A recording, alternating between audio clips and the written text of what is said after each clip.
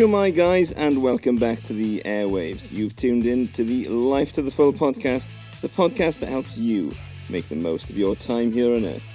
I'm your host, Dafydd Morse. This August brings something different to the podcast, or rather something of the same to the podcast. As part of living life to the full, I like to take a month off to be with my family during August. This year again, we are in France for a month.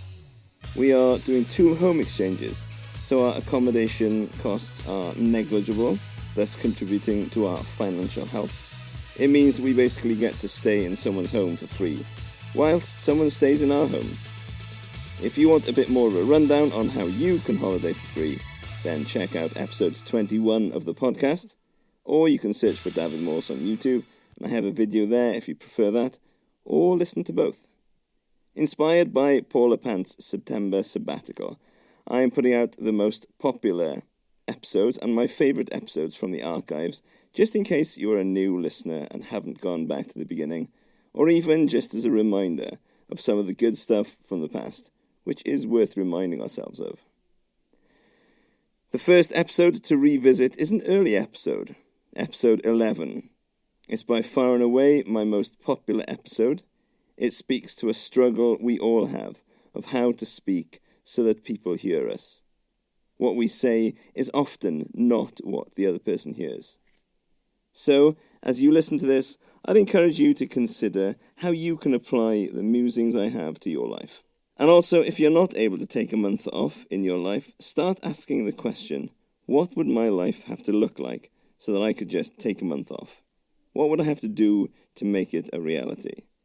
So, with that said, let's go back to January 2021, where the world was a different place, but the lessons are still the same. Hello, and welcome to the Life to the Full podcast, the podcast which helps you make the most of your time here on Earth. My name's Dafydd Morse, I am your host for today, and today I hope to bring you some wisdom on relational health. In this podcast, we like to look at 5 aspects of our health: financial health, physical health, relational health, mental health, and spiritual health. Today, the art of communication. Why is it so hard?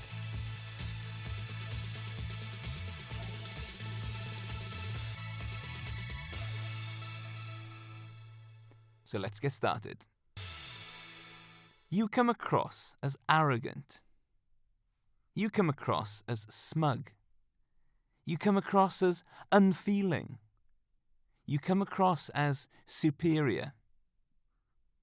These are all things that have been said about me in various contexts, from speaking to large groups of people, speaking to small groups of people, speaking to individuals. It seems that no matter where I go, no matter who I'm talking to, I come across as arrogant, smug, unfeeling, and superior, and many more words like that. Is it my intention to come across as arrogant, smug, unfeeling, and superior? Absolutely not. But I still manage to do it. So I've spent some time recently thinking about communication. Why is it so hard? Why do people not hear the same thing as the person speaking speaks? Or why do they see things differently? When we say things, people take their own view or their own reaction to what we said, and it may not be the one that we intended. Why do people take things in a way that we didn't intend?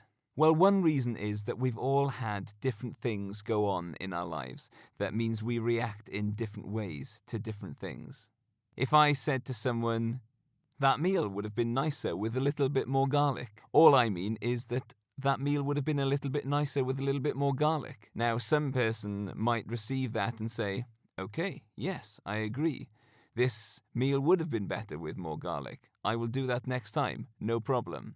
Some people may have had some trauma in their childhood where they never feel good enough because there's always something wrong with what they do. They've always had somebody telling them that they could have done this better, they could have done this differently, they could have done this to make things more appealing, and they never feel good enough, and they carry that into adulthood. So a simple comment, to me, it would seem like this meal could do with more garlic, turns into a massive attack on an individual. We don't know where people are coming from when we speak. So we have to consider how our words affect somebody else, how our words come across to other people. Now, like I said, we can't legislate for all responses. Different people are going to react different ways to exactly the same words, even the exact same way of saying things. I've been taught by my wife that the tone of voice when you communicate is important. So saying the same words with a different tone of voice, a gentler tone of voice, a more sensitive tone of voice, can be much more easily accepted. We can't legislate for all responses, but we can give our best shot at being clear in what we're saying. We should at least consider how our words come across to other people. We should not just assume that everybody will take the words that we speak in the way that we intend them. So how can we be better communicators? One of my goals for 2021 is to become a better communicator. I want to be able to share my ideas and have people receive my ideas and take action, and that's only going to happen if I am able to understand how people respond to what I say. So what can we do to become better communicators? Well, first of all, we really need to know our message. What are we trying to communicate? If we've got time to really consider what it is we're trying to say, then it's much more likely that we'll be able to say what we want to say and have it received in the way that we want it to be received. And the more you do that, the more practice you get, the more reps you get in, the better you become at doing that thing. And communication is no different. If you want to be a better communicator, communicate more. Take more opportunities to say what you've got to say, share your ideas, and gauge people's reaction. And if you are not very good at gauging people's reaction, like me, then ask somebody else to help you gauge what the reaction was. So if you know your message, what else can we do? Consider how your words will come across to somebody else. Put yourself in somebody else's shoes. For some people, that's really easy. For some people, like me, it's really hard. It's hard to think that other people would think differently than the way that I think. But if we're going to grow as people, if we're going to get healthier relationships, then we need to consider the other person's response to what we say. The words of the reckless pierce like swords, but the tongue of the wise brings healing. If we do not spend time crafting our words, thinking carefully, using reckless words, then they can pierce like swords. They can really harm others, and they can harm us as well. They can harm our own reputation. But the power of the tongue as well, the power of communication, is that we can bring healing. We can bring healing to people who are suffering, to people who need encouragement, to people who are finding life difficult. We can bring healing as long as we don't come across as arrogant, smug, unfeeling, or superior.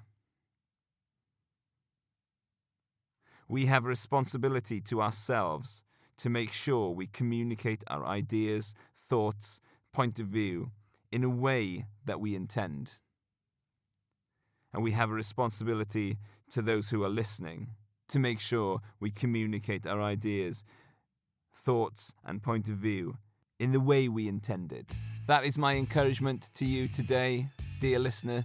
Take time to think about the way that you speak, the way that you communicate. Ask people for feedback.